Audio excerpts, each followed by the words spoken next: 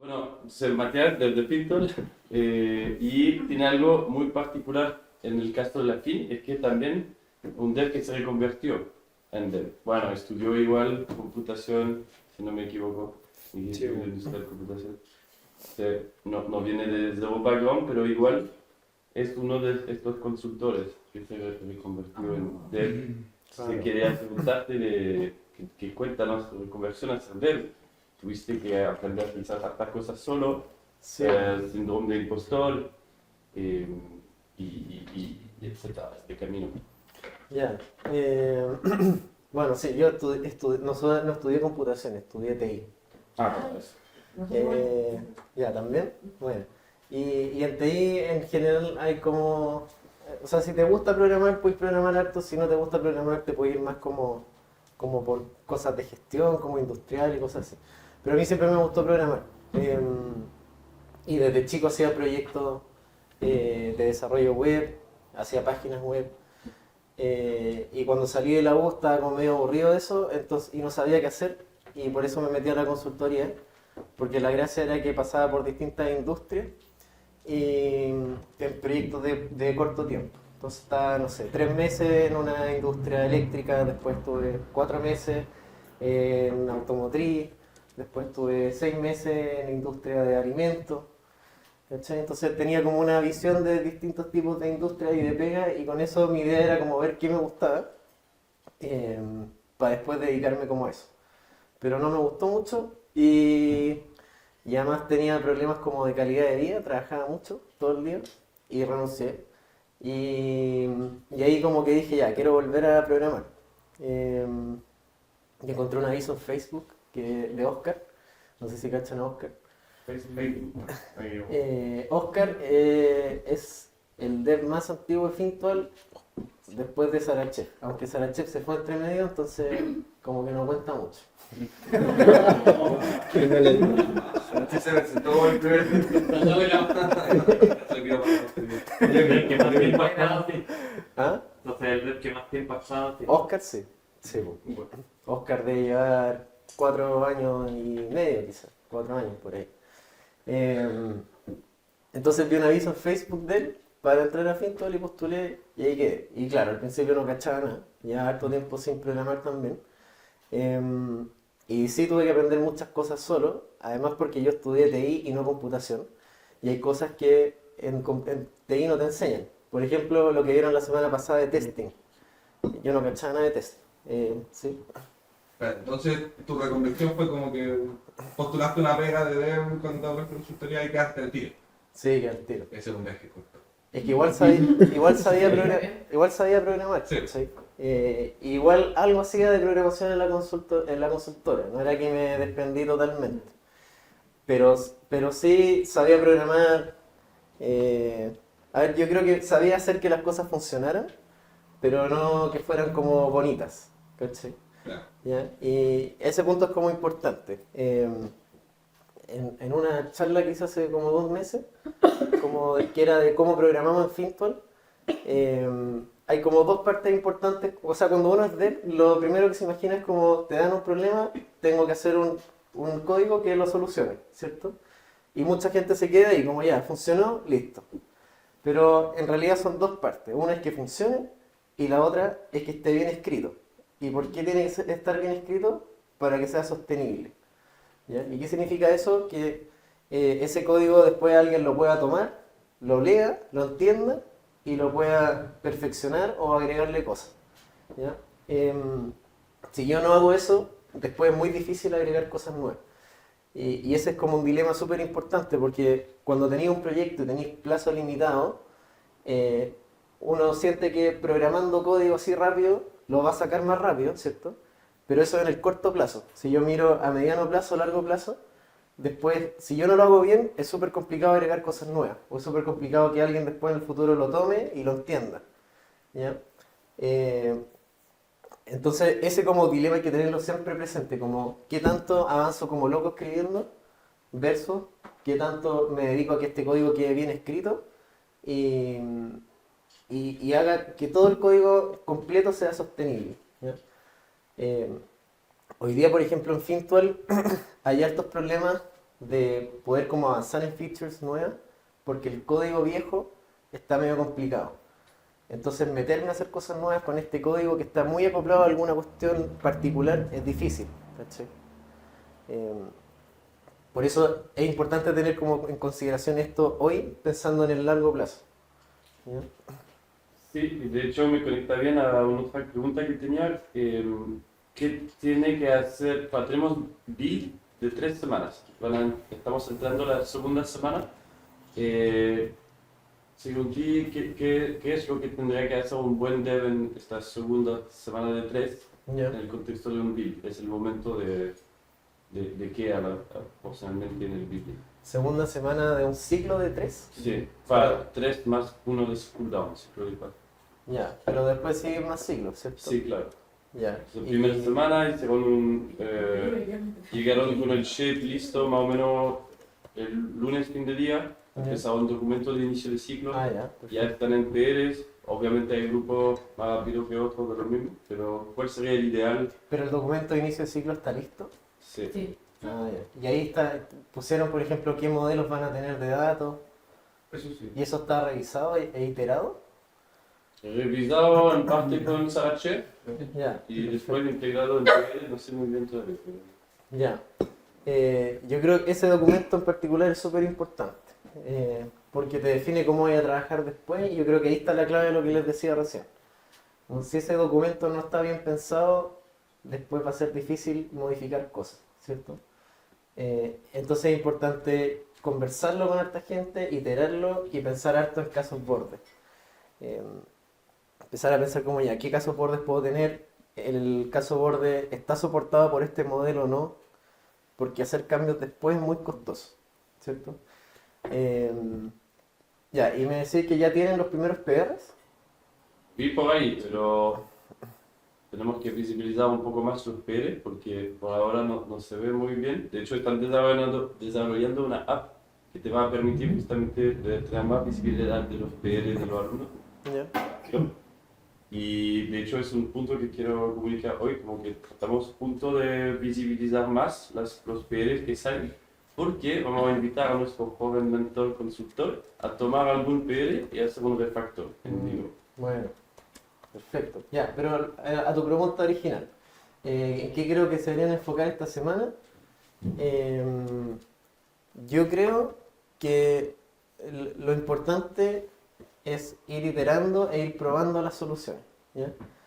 Entonces, independiente como de qué parte tomen esta semana, yo creo que es importante que lo que hagan se pueda probar, ¿ya? Sea alguna especie de entregable, ¿ya? ¿A qué me refiero? No sé, a ver si ya ustedes en el documento de inicio de ciclo definieron ciertos modelos de datos, ¿cierto? Entonces un primer PR podría ser construir estos modelos de datos y que de alguna forma yo pueda agregar datos a estos modelos y visualizarlos. Y eso ya me da cierto entregable, ¿cierto? Y lo puedo probar. Yo creo que no sirve mucho si yo hago solo modelos y después no puedo hacer nada con ellos, ¿ya? ¿Y por qué creo que eso es importante? Porque la modalidad de trabajo que nosotros tenemos es con un tiempo limitado, ¿cierto? Yo tengo que hacer una solución. A ver, esto es súper importante. Me imagino que leyeron ShapeUp o algo de eso. Ya. El framework de ShapeUp propone un cambio como de mentalidad con respecto a los tiempos de desarrollo. En un proyecto de desarrollo clásico, yo propongo una solución a un problema y me pregunto cuánto me voy a demorar, ¿cierto?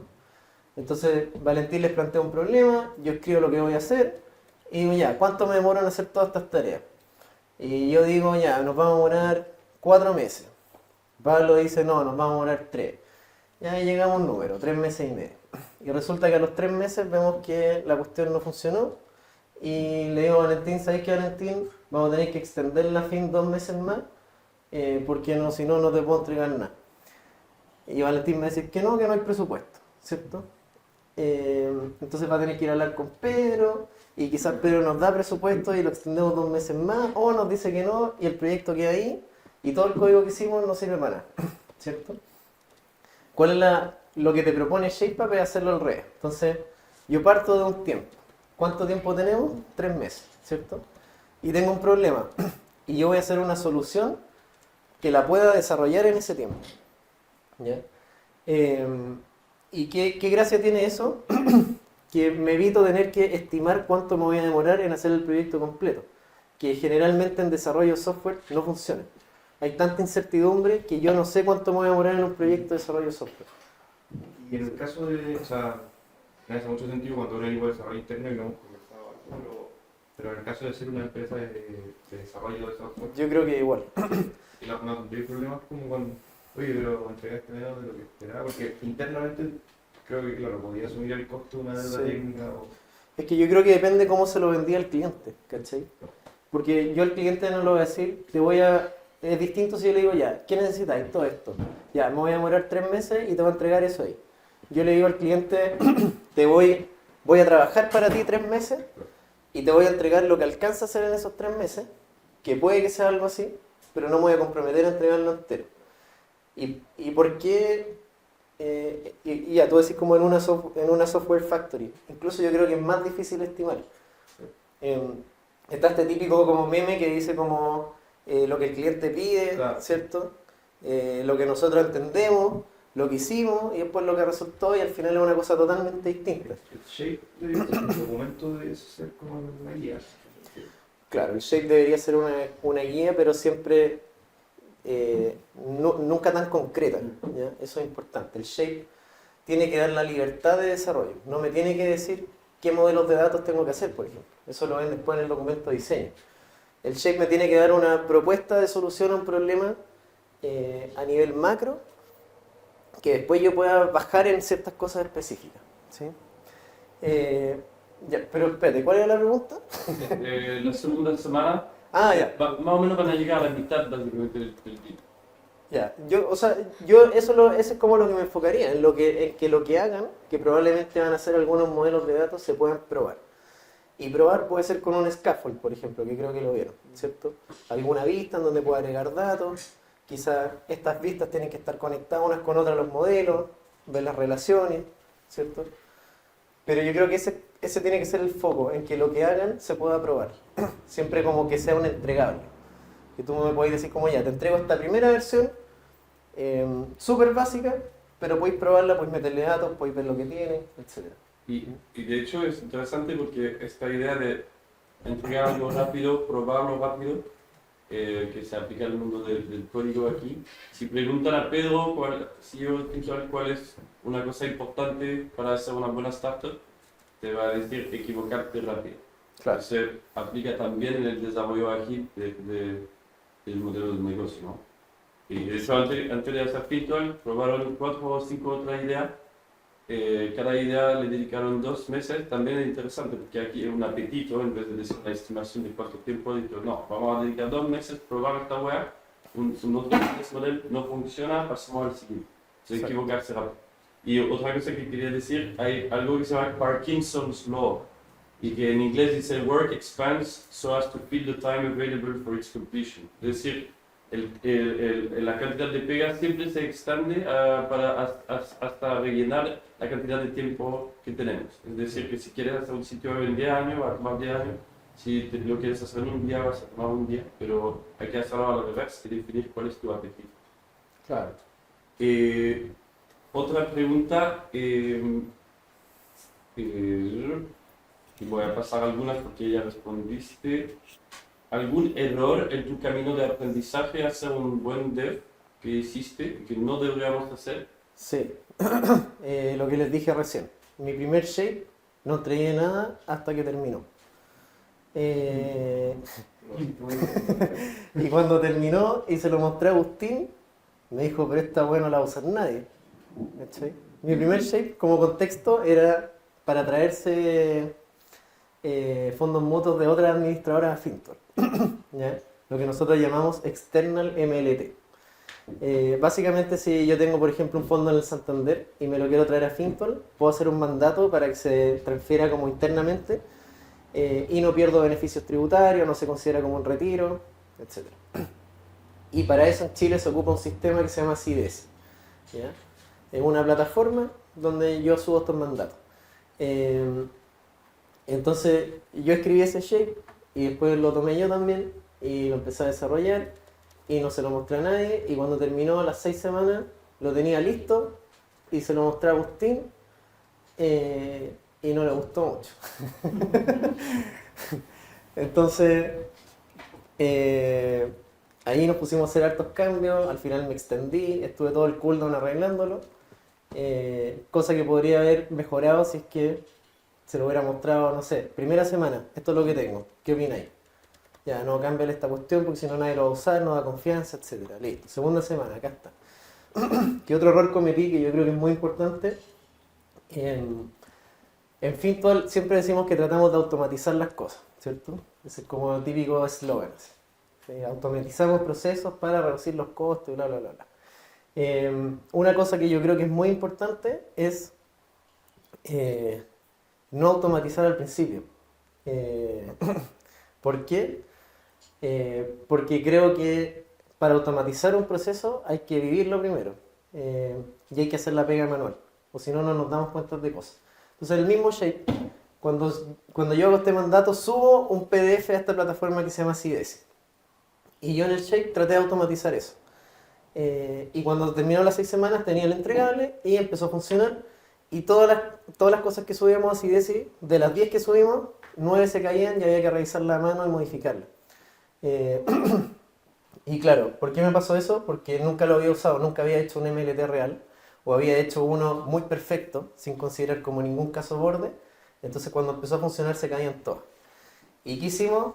Botamos esa automatización, empezamos a hacerlo a mano, y ya cuando teníamos acumulado, no sé, 100 MLT hechos a mano, cachamos la regla específica, y cada banco, cada institución tenía su regla específica, y ahí lo logramos automatizar bien. Entonces eso yo creo que es súper importante. Creo que lo tratamos de hacer en muchas cosas. Por ejemplo, pago de retiros. Cuando Fintual partió, los retiros se pagaban a mano. Se metía alguien al banco, ingresaba la transferencia y se pagaba. Y además tampoco tenía sentido automatizarlo si eran muy pocos. Y luego cuando va aumentando el flujo y voy viendo que... Yo creo que la pregunta, o sea, el momento de automatizar es cuando esta persona que está a cargo de hacerlo a mano al principio empieza a colapsar y te dice como, no necesito a alguien más para que me ayude a hacer esto. En vez de como aumentar el equipo y traer a alguien más, tratemos de automatizarlo. Pero eso, siempre todos estos procesos operativos tratar de hacer una parte a mano para vivirlo, en el fondo. Creo que eso es importante. Buenísimo. Bueno, seguramente el full stack, pero entre front y back, ¿tienes alguna afinidad particular? Ya, o sea, en general en mi vida ha sido más back, ¿ya? Porque es lo que más me ha tocado hacer. En general en la U eran proyectos más de backend, pero también hacía páginas web, entonces algo más que front hacía como medio de diseño.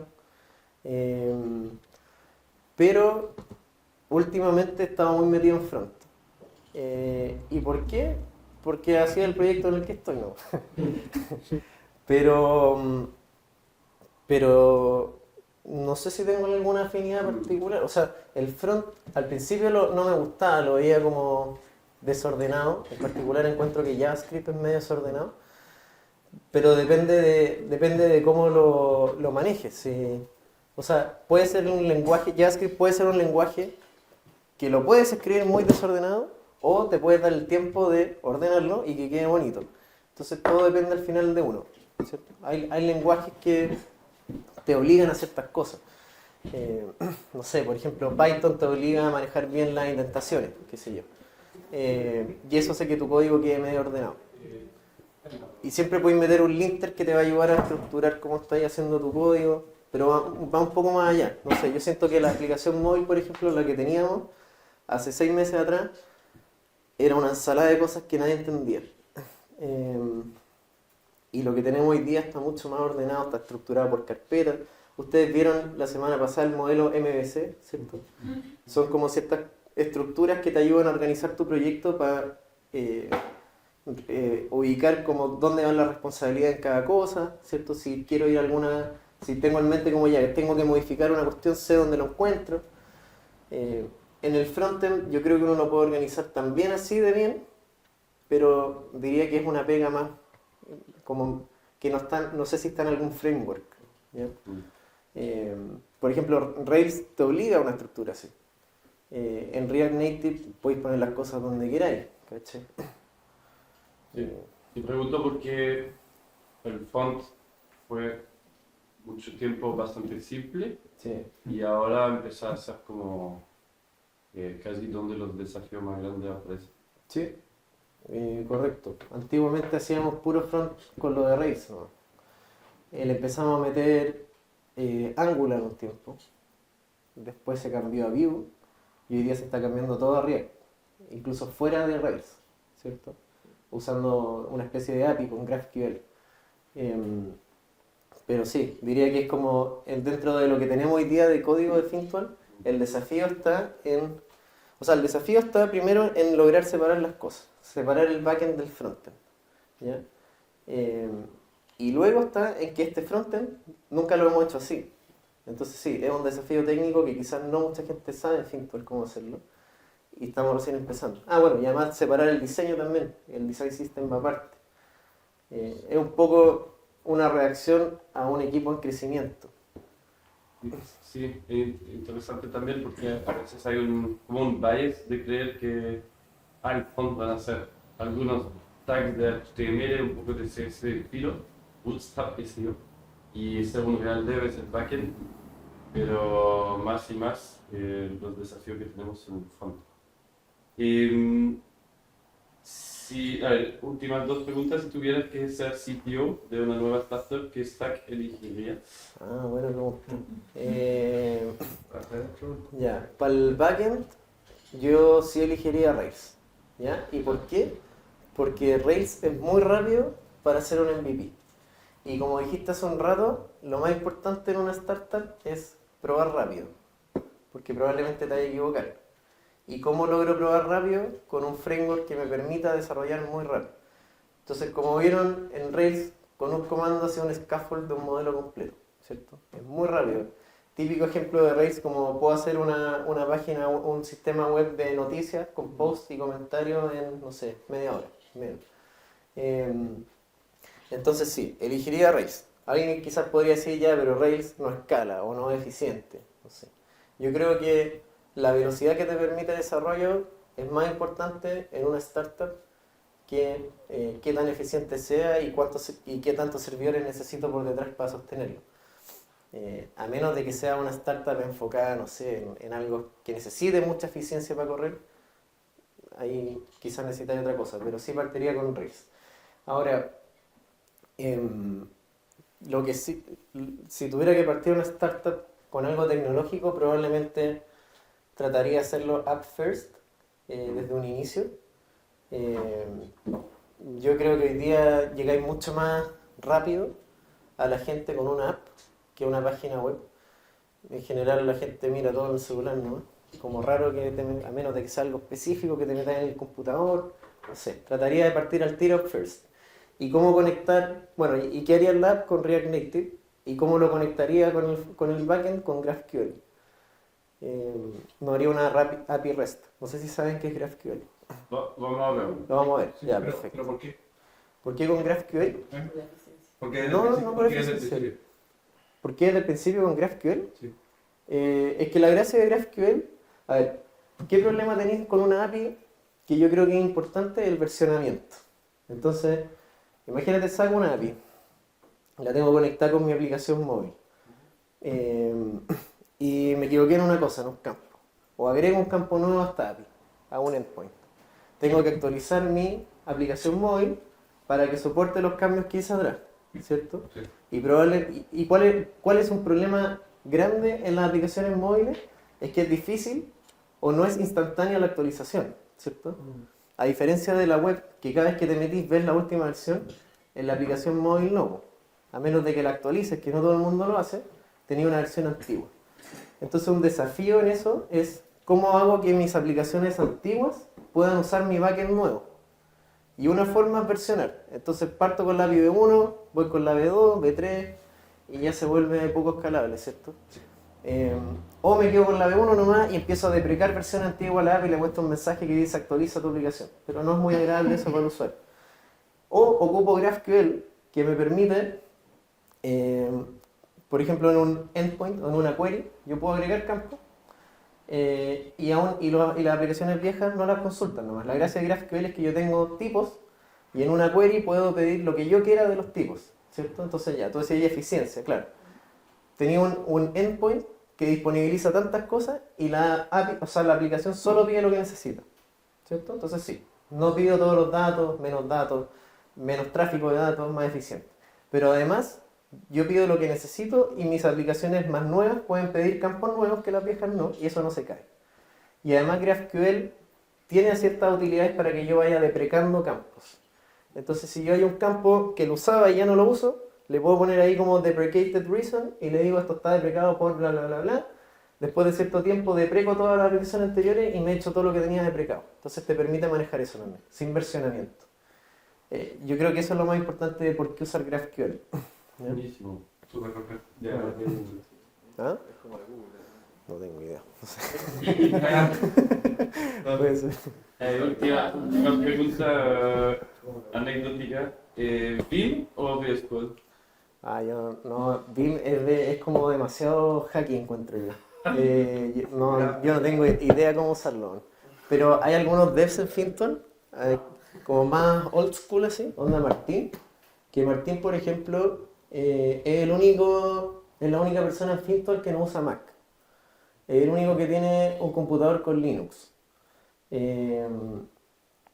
Y yo creo que él debe usar Vim, pero es complicado, o sea, yo he visto cómo cuando lo usan y cuando sabes usarlo, es bacán, ¿cachai? Tenéis hartos atajos, lo podéis configurar bien, pero aprenderlo, la curva de aprendizaje al principio es dura.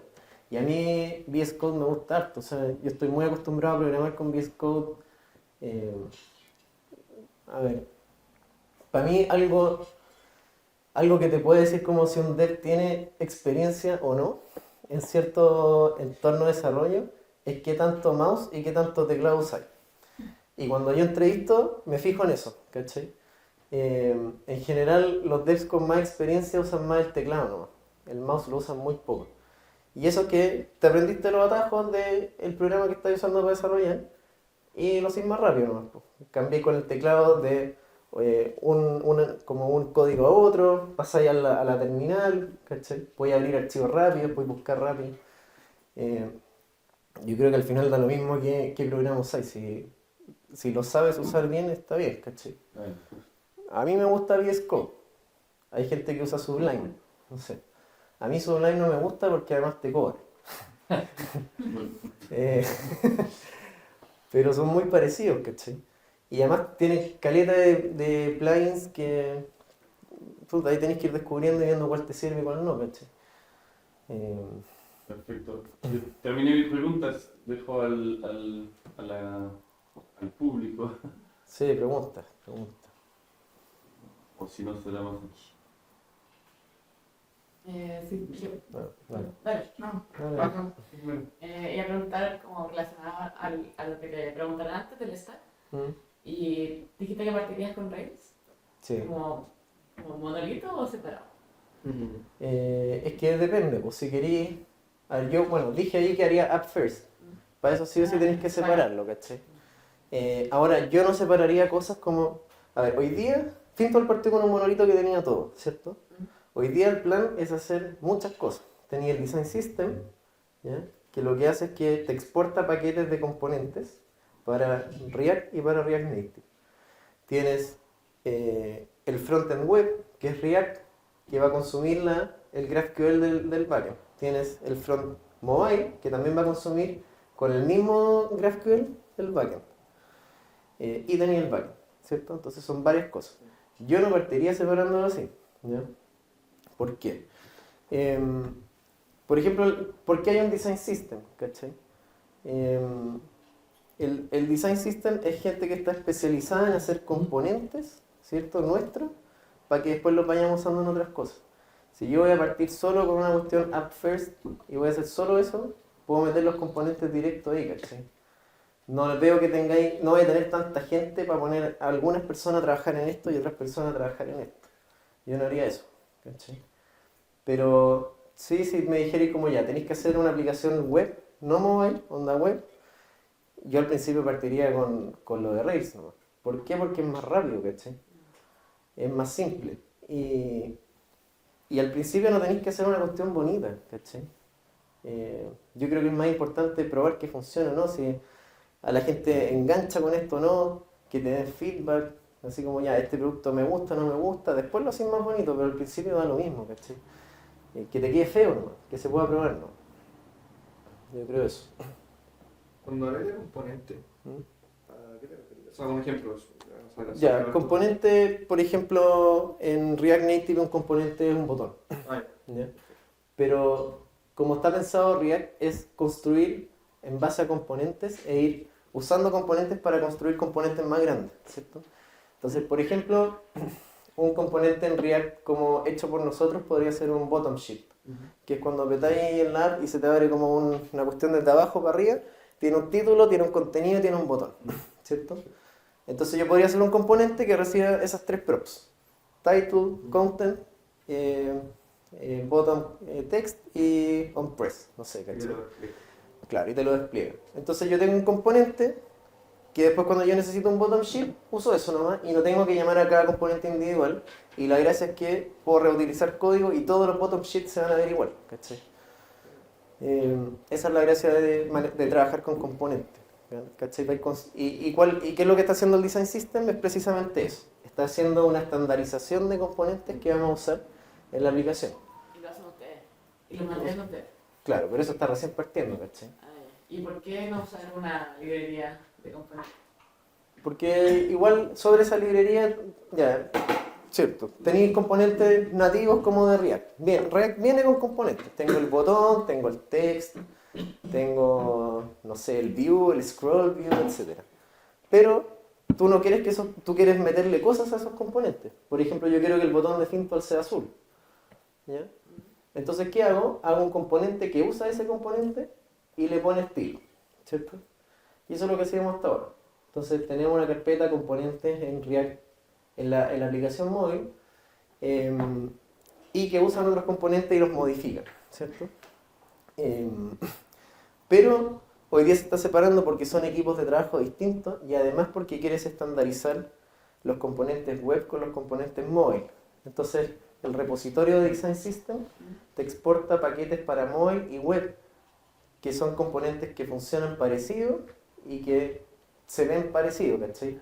Yo quiero que el botón en la web tenga las mismas directrices de diseño que la de la aplicación móvil, ¿cierto?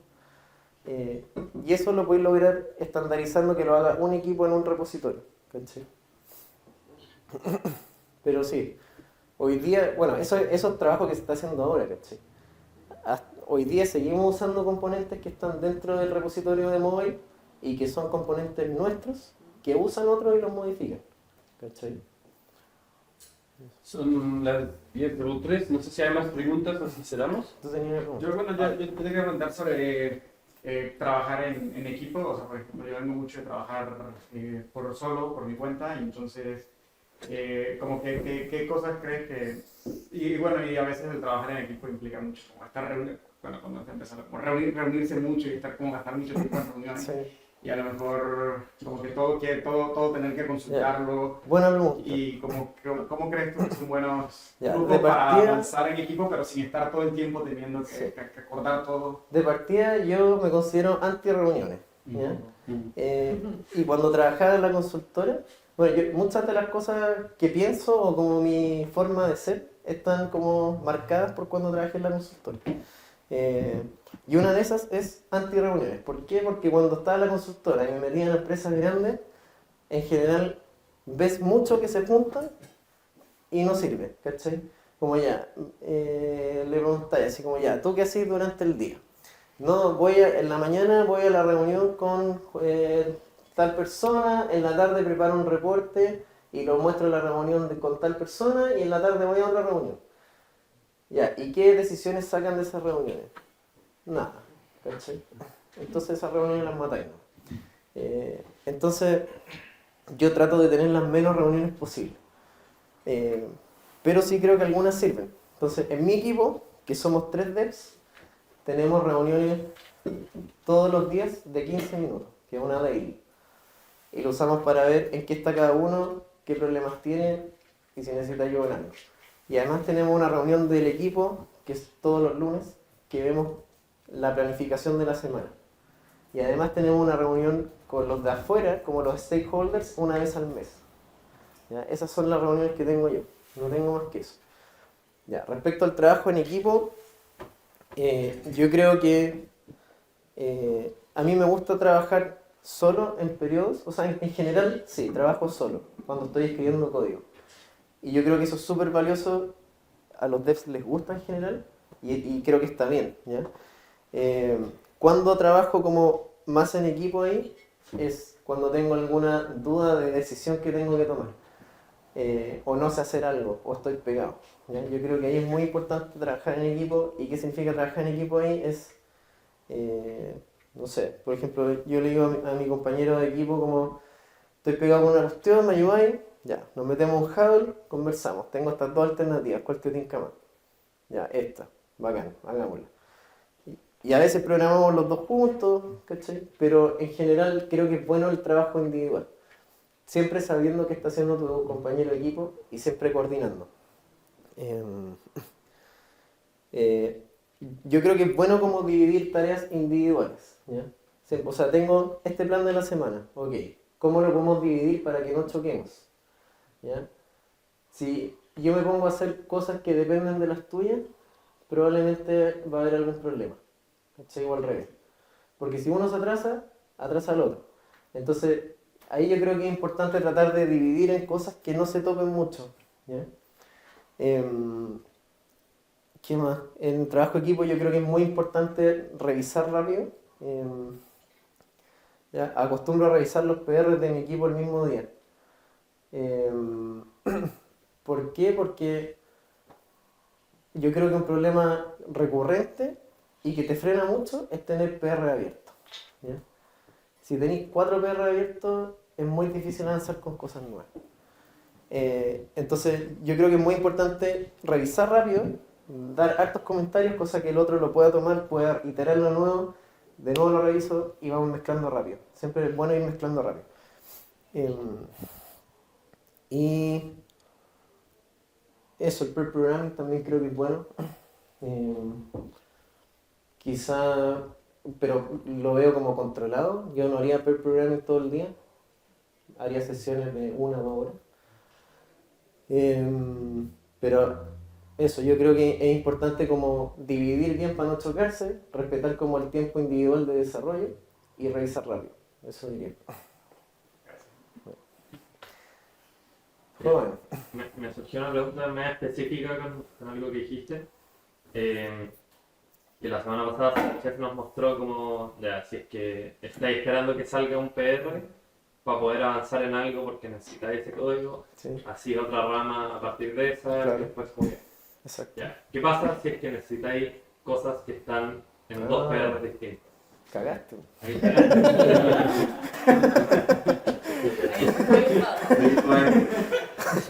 No, buena pregunta. Es complicado. No podéis tener de base 2 PR, ¿cachai? Entonces, ¿qué haría yo en ese caso? Tomaría el PR como más simple y trataría de mezclarlo lo antes posible a producción. Y mi base sería del que dependa más. Cosa que después cuando el otro se mezcla a producción hago un rebase, ¿cierto? Actualizo mi base, que ya va a tener lo de producción, y puedo avanzar en lo que me falta. Pero no podéis tener dos ramas de base, ¿cachai? Eso según yo no se puede. Pero sí, por eso digo que es importante al principio como planificar bien qué va a tomar cada uno para no toparse. Porque si no pasan esas cosas, ¿cachai? Y ahí que hay como ya, ¿y qué hago ahora? ¿Cómo avanzo? ¿Cachai? Y es súper complicado. Eso. Bueno, gracias. Y bueno, primero muchas gracias, Matías. Gracias a ustedes. Gracias.